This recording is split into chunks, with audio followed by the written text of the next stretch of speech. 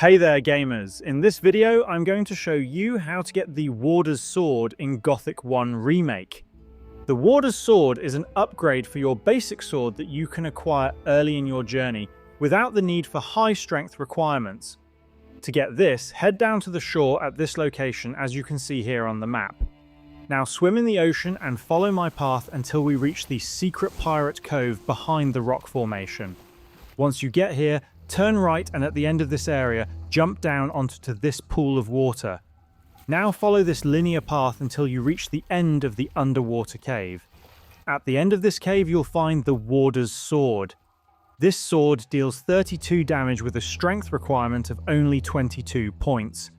This is one of the decent weapons you can get early with a low strength requirement.